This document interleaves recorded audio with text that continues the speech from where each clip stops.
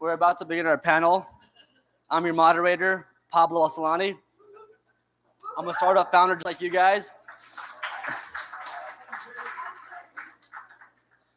And today we have two amazing speakers, very well accomplished, and we're excited to share their wisdom with you guys today. We have Leonard Lee, and he is the, can you hear me? So we have Leonard Lee, was the founder of Dispatcher and is now the head of Accelerator Ops at 500 Global. We'll call him in. And our other guest is Mike Sherbakov. He began as a veteran and now runs the Veteran Fund and is also a managing director at the Founder Institute. Welcome in, guys.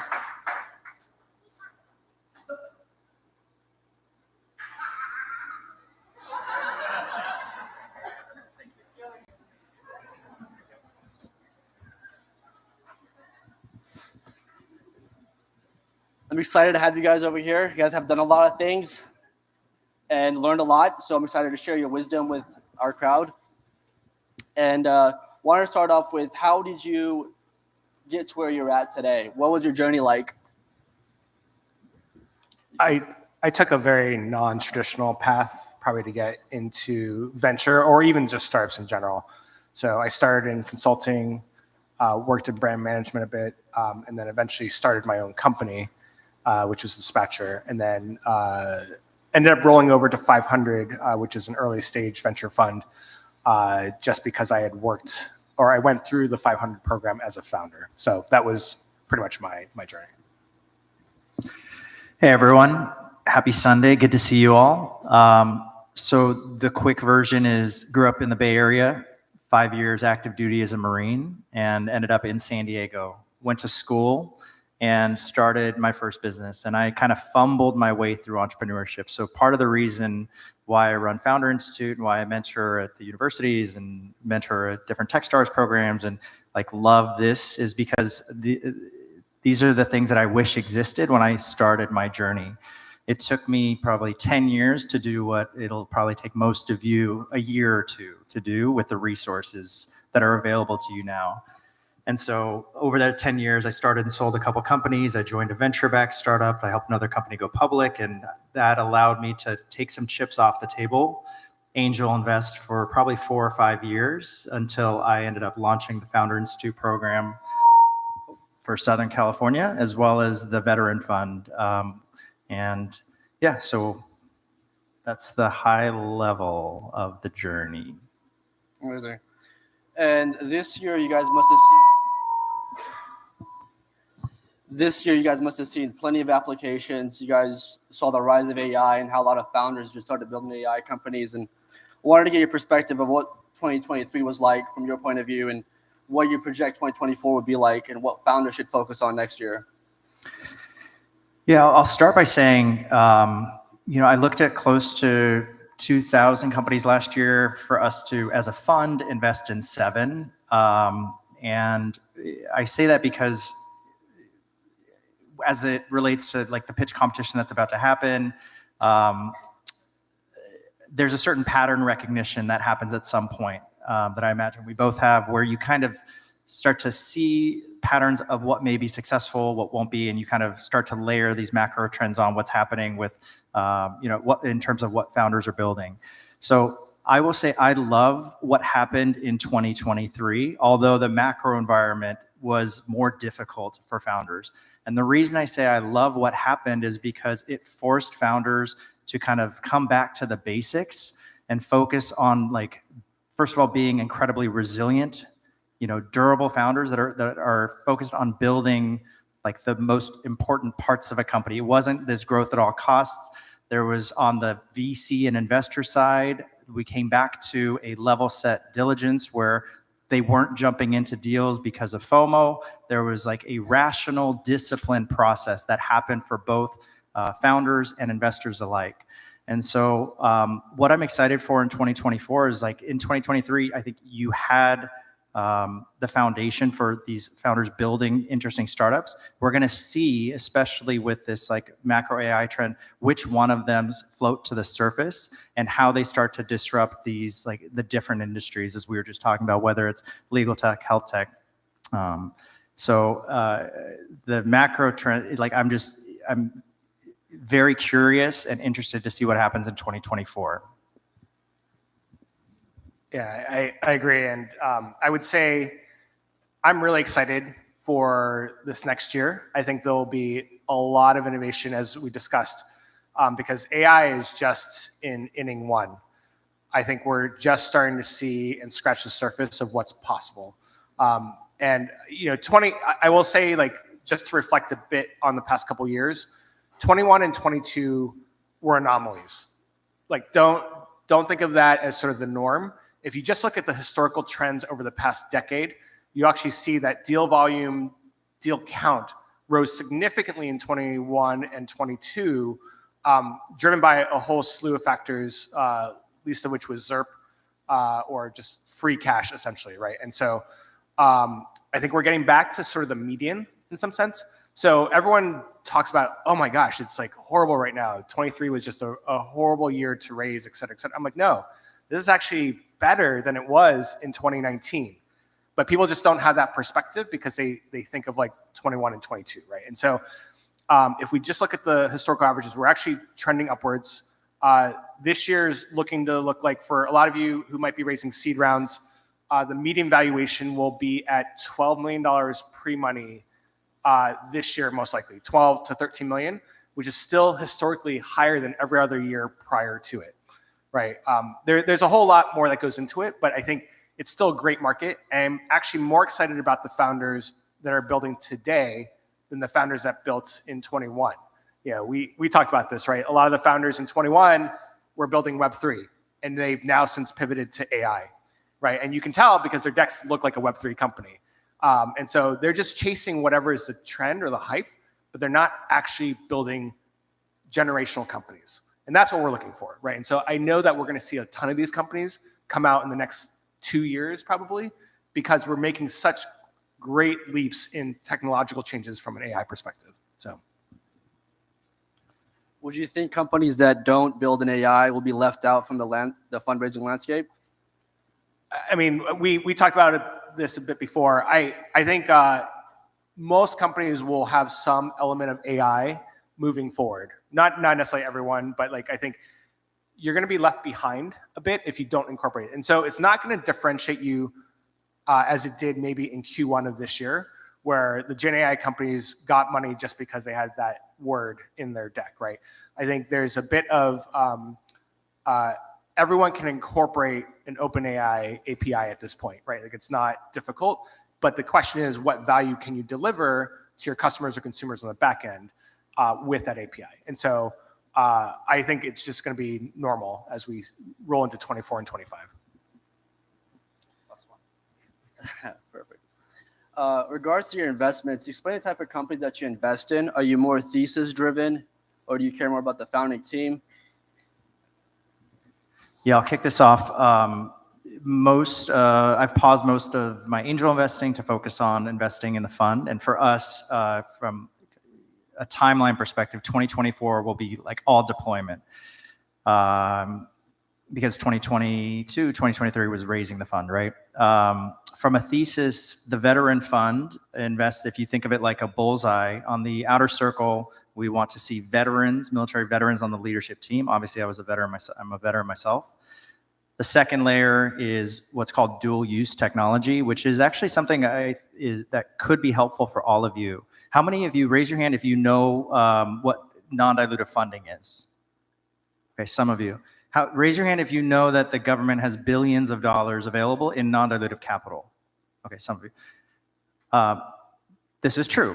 The government has billions of dollars in non-dilutive capital available. And when you think of like the government, a lot of people think, or dual use, they think DoD, Department of Defense. That it's not exclusive to Department of Defense. This can be DOT, DOE, NIH, NSF. And what it means is essentially billions of dollars available in non-dilutive funding for you for product development R&D. And so a website that I recommend for everyone here is check out turbosbir.com. Think of it like a free search tool to see all the grants that are available. This is one of the things, a lot of the companies that we invest in didn't know that they have application in the government, and we've helped them get millions of dollars. And there's a free search tool, and then of course they have a business model where they'll take a percentage of the non-dilutive capital contracts awarded. But it is worth for the founders in the room that are building anything to see if, hey, can it potentially apply and get non-dilutive funding? So that's what we call dual use. And then in the inner circle is, given what's happening on a global stage, we didn't want to just sit idly by. And so we have a focus on national security and defense tech. So to date, we have a couple space investments. One of them is putting data centers on the moon. I'm a huge space nerd, have been ever since I was a little kid. And January 15th, I get to go to SpaceX's the Falcon 9 launch in Cape Canaveral, and we have our company on that rocket, which is going to be really cool. We do cybersecurity. We have a couple future of work companies. We just did our first fintech investment. So that's the lens at which I look at companies through. On the angel side, I'll just say really quick, and this is probably similar to most other investors in the room, the three things that I'm always looking at is team, product, and market. And given that I invest primarily in pre-seed and seed, I skew heavily towards team. Like, of course, it has to be a unique product. Of course, it has to be a big enough market for them to enter into and win. But really, at the pre-seed and seed stages, we're betting on the founders, the team, and making sure that they're the ones that are able to execute. So, the first question I ever ask founders when they're pitching is like, why are they building what they're building? Do I think that they're the team to pull it off? So hopefully that's helpful. Yeah, and another plug for SBIR. Like, so many founders don't recognize that it's available, and you don't even need to be building for that department, as you sort of said, right? Like, we have a number of companies that have taken advantage of that, and it's 3 phases typically. The first phase is like 50,000-ish, right? And you can get that relatively simply for most companies, right? But anyways, for 500, we are generalists by nature, so we invest in every sector except for biotech, really. And so we do have 30 funds globally. So each fund maybe specializes a little bit more in different parts of the technology stack. But yeah, we'll invest across the board. I will say, because we are generally early, we typically focus very heavily on team. And team, for me in particular, I'd say I look especially for speed. So there are many founders who it might take them like a month or 2 to actually launch a product, and it's just too long. Like, honestly, like, your only advantage as a founder, or your main advantage as a founder versus incumbents versus other competitors, is that you can out-execute them. You can be much faster at going to market, at listening to your customers. I love that you guys are here on a Sunday, right? Like, most people at a big tech company would be home on Sundays, right? Like, but you guys are trying to hustle and figure it out. And some of the founders that I work with, they're pushing out new code every day, right? They're talking to like 5 to 10 customers a day. They're getting that feedback, and then they're iterating constantly, right? And like, that is a speed that I absolutely love. Because if you work at big tech, it could take you like a month or 2 just to get a meeting on the calendar, right? And so that's the beauty of a startup. And working at 500, and you guys focus mainly on early stage startups, would it suffice if a founder approaches you with a pre-product market fit product, or they haven't launched yet, or they haven't raised? What's the earliest that you guys? Yeah, for sure. We go pre-product, pre-launch. Company just brought into this last batch. Just started the company 5 months ago. Nothing was launched per se, and now they're over like 100K ARR, growing 50% month over month, right? And so like that's the thing, right? And so, but the team will dictate that, right? They have to have expertise in that area, and so like we look for, I call it the top 1% founder, right? Someone who really understands that space incredibly well and can build it by themselves without needing to hire someone externally for it. Has the ability to test and experiment with different channels, et cetera, right? And so, that's the hard part of investing at the early stage, because you can't always determine that very easily, especially before they launch or they have a product. Yeah, and I think it'll also be helpful for everyone to kind of understand. I know that the topic of this fireside chat is around accelerators and funding. So, like, how many people know the accelerator space really well? Okay, a few of you. So, just so you're aware, incubators, accelerators, they're kind of synonymous at this point, but they're essentially programs for you to go through to, either kind of get started or get the company going in some direction. And let me just quickly run through the landscape. I'm missing a bunch of them, but I'm just going to say high level, probably the names that you're familiar with. At the very beginning, if you're just in this ideation stage, you're like, I think I have an idea, I want to get something started. There are great free resources out there, like Y Combinator has a startup school they run, and it's just this virtual program. You're put in these cohorts, and you may end up like meeting a co-founder, and you kind of realize, is there something there? Founder Institute also has a thing called Open to Start, which I don't remember. I think it's 8 weeks long. But again, you're just essentially like, do I want to do this like founder entrepreneur thing? The next step after that would be an accelerator that is not investing, a little bit easier to get into, which is something like Founder Institute, right? Which is, again, the program I run for SoCal. And that is really like 0 to 1 is the sweet spot. Although we do have companies come in that are on what we call the growth track. They're doing maybe $500,000 in revenue a year. But the way Founder Institute works, so everyone understands too, is you typically pay like a low admission fee. Then it's a 13-week program. At the 8-week mark, you contribute a 2.5% warrant, right? And you've gone through the program for 8 weeks, so you realize, hey, is this a fit? Every week, you have deliverables, roughly 25, 30 hours worth of work. You're meeting mentors, advisors, investors along the way, and you see like, hey, is this an ecosystem that I want to be part of?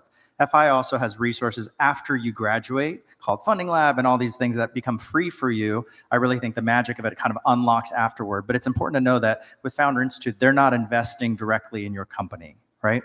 There's also, then the next step after that is something like Jason Calacanis's like launch accelerator. I think they put in 10 to 25K. You go through this program, you kind of graduate. Then you kind of move up to the 500 and the Techstars, where Techstars, puts in 20K with an additional 100K up to like 7% of the company, like call it 120 for 7.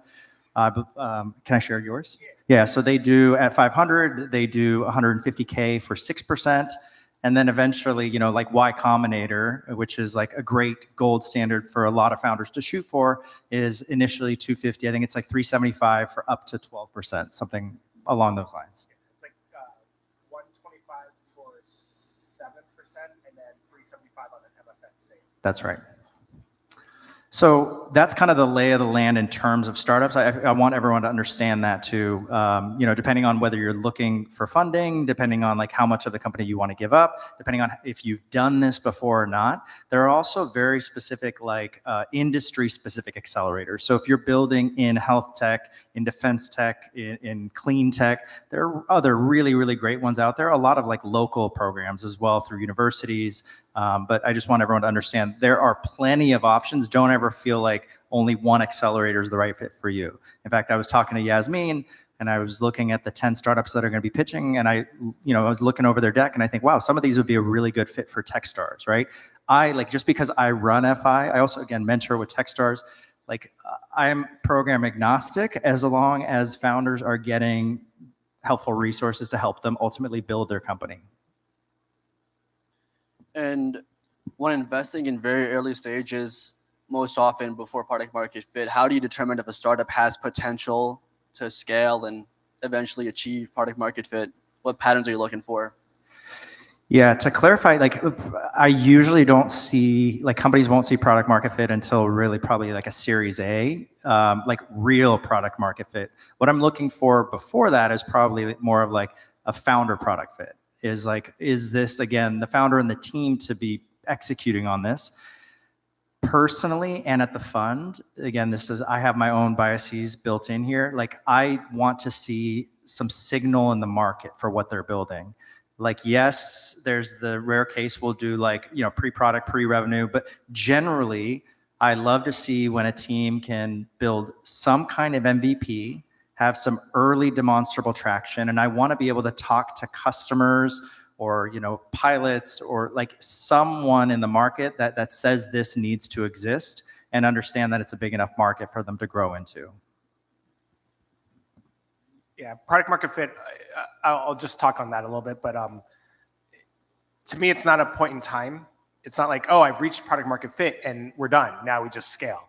I think it's actually an evolution. I think you continually have to find product market fit as you grow.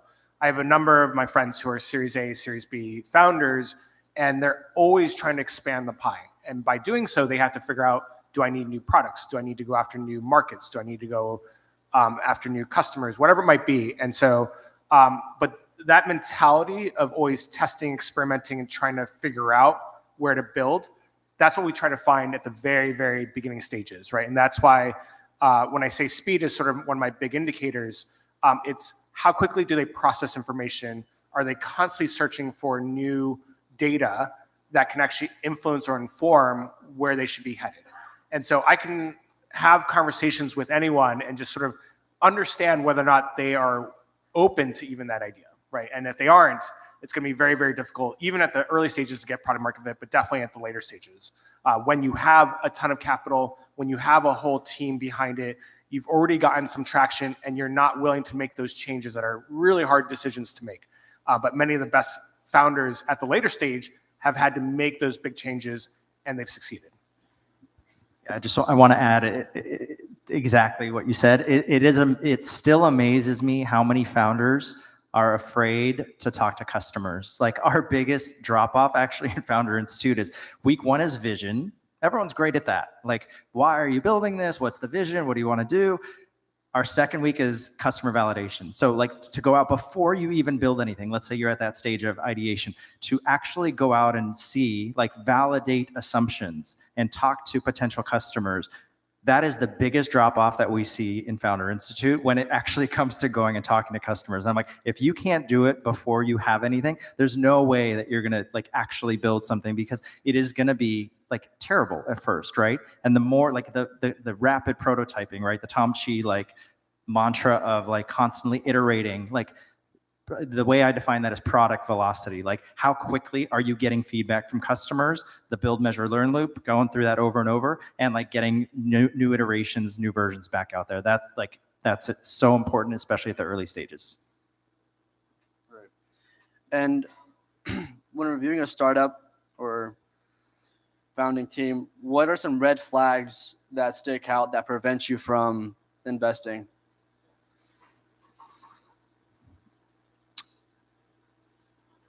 I have a few. Do you want to start? Okay. The first one, like, to me, integrity is everything. Like, I was asked recently on a panel, like, what surprises you most about being a VC? It's like founders that lie. There's a difference between having a really bold vision, which I imagine most of the founders in the room do, and lying. It is so important. Like, the moment that happens, you've ruined that relationship, not just with me, but probably like every investor. Like, we all talk to each other, we share deals together. Like, if you have a reputation in the industry as a founder who's dishonest, you've lost it. And the reality is we're writing like $500,000. That's not a small chunk of money into these companies. We need to believe you. And it's okay to say, you know, I'm at like 500K MRR, 1,000K MRR, like, or I have my first 6 customers. Like, it doesn't need to be this big grand thing. And I feel like sometimes founders think that you need to lie. But when the moment I find a mistruth, and this often happens in pitch decks too, they'll have things in there. I just kind of note it in my notes as they're pitching. Then I ask them afterwards about it, and they're like, "Oh, let me clarify this." And just be honest about where you are and with your challenges, because we know that as investors, we're also here to help you. Like, hopefully we are, especially at the early stage, like value-add investors that are helping guide you through this journey. So that's the single biggest red flag for me, is like high integrity all the way through. Yeah, that's a huge one. I mean, we see it so often, even with companies that we do invest in. You learn later potentially that the integrity is not there. You know, and it's always it always comes back to hurt you, right? Another red flag for me, I think there's this is hard to probably assess early on, but the ability to introspect deeply is an issue. And so how this manifests itself potentially in founders is they are so overly optimistic, and founders are naturally optimistic, right? Like we have to be, otherwise we wouldn't do what we do, because no rational being would ever start a company that has a 95% failure rate, right? But can you actually also understand the inherent risks that are involved in the product that you're building, the market you're building in, and address how you might attack it? And you have to know that you don't have 100% certainty on any of the outcomes that you're trying to figure out. So the best founders in many ways are highly optimistic, but also very rational, right? I know that was funny. Yeah. So, it's very nuanced.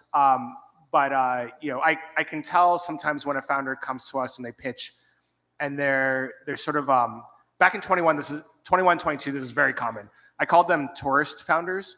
These are people who jumped into the market to build because there was so much capital availability, and they were so overly optimistic that nothing was ever going to stop them, right? And I'm sure there was investors that would pour money into that because they believed that, right? But ultimately, like they could never see sort of the potential downfalls of their business model or their industry or the sector or whatever. And so now a lot of those founders have gotten blindsided. They poured so much money into building that company and they can't change. And so, or they changed to AI, right? Or whatever the hot new thing is. And unfortunately, they will falter and fail, right? Like many of them are going back out to market right now. They won't be able to raise rounds, especially rounds that are up rounds. Many of them will raise maybe flat rounds, but more likely down rounds. But many of them won't even be able to raise just in general because they have actually produced nothing since they raised like a $5-10 million round back in 21, 22. So. And to flip that question, what are some red flags that founders should look out for before taking a check from an investor? Yeah, that's a great question, and probably something that's not talked about enough. I think generally founders have, when they talk to investors, they see all of them as the same. This is money or it's not money. And the reality is, like, taking money from one investor is very different from another one.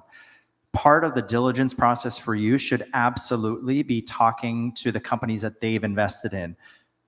Not just the ones that are doing the best. In fact, the ones that hopefully are the ones that aren't around anymore.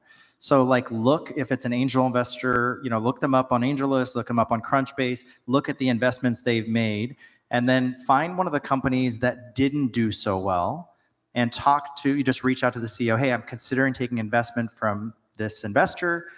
What was your experience in working with them? And so it is very important to diligence investors. Like, some of them are going to be way more passive. It's like write a check kind of. Founders Fund has this whole model of if we're making an investment, this should be a good enough founder and team that they don't need our help, right? That's like one way of looking at it. To clarify, there's no right way. It's just how different investors do it. So some of them will just let you, okay, go out and build. We'll be here for relationships or additional capital as you hit certain milestones. And others are going to be like very hands-on and want to support you, almost to the extent also where they may be breathing down your neck and have like unrealistic expectations and unrealistic milestones for you to hit. So yes, talk to them. The best way to vet this, it's hard to do other than this very simple test, which is like, it's the dinner test, right? Are these the kind of folks that you would want to invite and have at dinner with you, or invite to sit down with your family and have dinner? Because the reality is, if you do plan on building a company, and hopefully there's a deep passion and why, because you're going to be doing it not for a year or 2 years, but like up to, and if not longer than 10 years. Investors are the same way, where they're signing up for essentially a 10-year journey with you. And so like, are these the people that you want to be married to for the next 10 years? Yeah, and that's such great perspective. Obviously, talking to the founders who didn't necessarily succeed and what their impressions, and how much did the investor help or hurt them as the company wasn't succeeding? Like that, most people will never find out by reading blogs or anything online. You can only go to sort of the founders that were figuring that out, and they'll tell you well, many of them will tell you the truth. They'll be like, this founder actually drove us in the wrong direction. Like and realize that investors have different incentives than founders. So for you, a life-changing exit might be $10 million. For us, it actually doesn't move the needle at all, right? That actually might be like a write-off for certain investments. And so you have to realize that whoever you're working with has to be aligned with sort of how you're looking to build the company long-term. Because I'll be honest, like I've had friends, unfortunately, at the Series A, the company doesn't hit their plan. You hit 3 quarters, 4 quarters of not hitting your plan, your board actually might call to remove you. And so you might become like CXO of whatever, or an advisor or whatever, and they'll bring someone else in to run the company. That's something that you may not want, because maybe it takes you like 3 years, 4 years, 5 years to actually build out the vision of what you're trying to accomplish. And so you need those investors who are gonna back you regardless of sort of a quarter, couple quarters worth of performances, especially if it's a macro issue that's happening, which has happened in the past couple of years. So just constantly evaluate that. It is a marriage. I also think very much like in a dating scenario, everyone puts on their best foot or their best face, I guess, when they first meet. And so you will get the best of that investor early on, but you really, really don't have a good sense of what it's like when you disagree, or when you have when things aren't going as well as you are at the time you're raising, right? That's the stuff that's incredibly hard to uncover. I'd love to just touch on, like, double click on one thing that he just shared, which is like the level setting expectations is also very important. How many of you have read the book Secrets of Sand Hill Road by Scott Cooper? Oh my gosh, you guys, go on Amazon and order it today. It is the one book that I recommend to all founders and even VCs. Scott Cooper was first at Andreessen Horowitz, and it's really like for founders looking through the lens of a VC. And the reason it's so important is because this puts you in the VC's shoes for you to understand, like, what are their incentives and how do they operate? Right? Me as a fund manager, I'm a fiduciary. I have a responsibility to my LPs. And so the investments, like, again, a life-changing outcome for a founder, maybe $10 million. For us, it doesn't move the needle. I'll say, like, I look, every investment we make, maybe the reason we looked at 2000, invested in 7, we look for 100x potential at the stage at which we invest. So if we're coming in at a 10 post, we're looking for this company to have at least $1 billion outcome. Quite honestly, again, the 50 million, the 100 million doesn't really move it. And this is the whole power law in venture. It's usually one company in your entire portfolio that returns the entire fund. But we're taking, like in this fund, 25 shots on goal for one of them to be this like 100x, 1000x. And so it is important to come back to the question of, like, talking to your investors and saying, what's your expectation with this company? I do ask all the founders, and if certain VCs or angels, like if they're just doing like deal by deal, it may be a little bit of a different incentive, like a 10x for an angel on a specific deal may be interesting. Again, for us, we're looking for the 100x's. So it's important to understand, and so everyone is very clear and there are no surprises, that when you do take an acquisition offer for 50 million, 100 million, you may have the VCs or the board pushes you and says, no, we are not taking this, we're going bigger. Could you tell us about your portfolio? What have been some of the most successful companies that you guys invested in? Yeah, I'll share 2 of the most exciting ones for me right now, which are first, the company putting data centers on the moon called Lone Star Lunar. It sounds crazy, you're like, what? And then you meet the NASA and SpaceX, like ex-NASA SpaceX scientists, engineers on their team.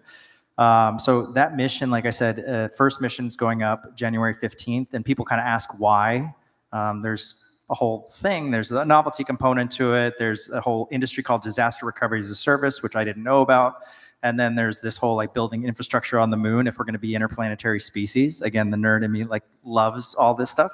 So that company is particularly interesting. I'm very bullish on space tech. That's why we made our second and soon to be third investment in that space. And then the second is One, I'd say Firestorm, a company called Firestorm, and that one is just on hypergrowth. We invested in that company earlier this year. They're doing unmanned aerial systems, and they just were part of a $56 billion U.S. Air Force contract, and I think is one of typically, just so you understand, VCs are typically venture capital funds are usually 10-year funds with the option to extend 2 years. We're looking for liquidity events, typically years 5 to 7, may happen a little bit earlier, may happen a little bit later. But this particular company, given their trajectory, looks like it may be maybe headed towards a liquidity event in like year 2, which is kind of unheard of for us. But that's what, like, in the defense space, you either kind of hit it out of the park or you don't at all. So I'd say those two I'm very interested in. Our portfolio, we have we've been around for a while. So we've been around since 2010 is when we made our first investment. So we have 2,900 portfolio companies. We have about 50 companies that are valued over $1 billion. Companies like Canva, Twilio, Talkdesk, SendGrid, Intercom, Grab, et cetera, right? So so we all over the world, and we're actually probably most proud of the fact we changed from 500 startups as a name to 500 global, partially because we've been the first investors in so many different regions around the world. So SEA, we have some of the top unicorns there. LATAM, same thing there. MENA, we're going into Africa now. Or Sub-Saharan Africa. We're going into all parts of East Asia. Like these are regions that are very difficult from a venture standpoint because you don't have a lot of capital availability, especially on both ends of the spectrum. Either on the angel side, which is very common here, there's not a lot of angels in those sectors, and on the top end, you don't have a lot of funds at the Series B, Series C, or later. So it's really difficult, and so that's been our model, though, and so we've been very successful in sort of building out our portfolio that way. Amazing. Now we have a couple fire round questions. Let's keep it quick. First one, what's your favorite book? Secrets of Sandhill. +1. That one's really good. I'll say on the personal front, the one I travel with everywhere I go is Meditations by Marcus Aurelius. If you don't know Marcus Aurelius, learn about him. Love it. What's your favorite startup? In our portfolio or just in general? Does OpenAI still count as a startup? We'll take it. Mine is OpenAI as well. So Beautiful. What are your current interests? Okay. I wish.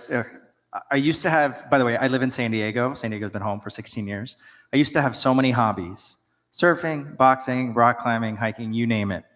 The moment I found pickleball, everything else stopped. So I really only have one hobby that takes all of my free time, which is not a lot, and that is pickleball. And if you haven't tried it, get out there. You'll love it.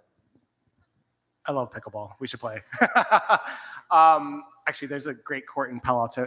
Mitchell Park. Right. And so there's obviously a lot of venture investors that play there. I'm actually playing tomorrow. Well, please don't show up there. Anyways, my hobby probably is Catan. Does anyone know Catan? Oh, yeah. Okay. So I am highly competitive for some reason in Catan. So I love it. And the final one is, what if you can sum up your keys to success in one sentence? Mine are hard work, determination, and persistence. Just one sentence for your keys to success. I've sort of, I mean, it's the same thing I sort of said before, but it's like maybe the speed of adaptation is probably how I would sum it up. I have it written. This is like my tagline in life. Do great things.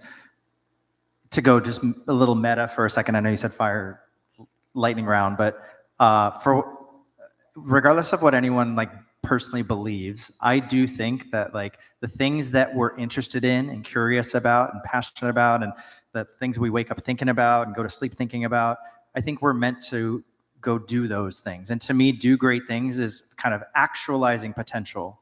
And that includes like taking care of our bodies and feels good to eat well and exercise and get good sleep. And then in our careers and how we spend our days in a meaningful way. Like my son, I just dropped him off at college 4 months ago, and like in the blink of an eye, 18 years pass like that, and he's out the door. And so life goes, again, not to go too meta, but like life goes really, really fast. And I think it's like life's too short to not do something meaningful to us. So whatever it is you're curious about, passionate about, interested in, pursue that thing like all the way. And that's kind of how I live. Gentlemen, it's been an honor. Thank you for your wisdom.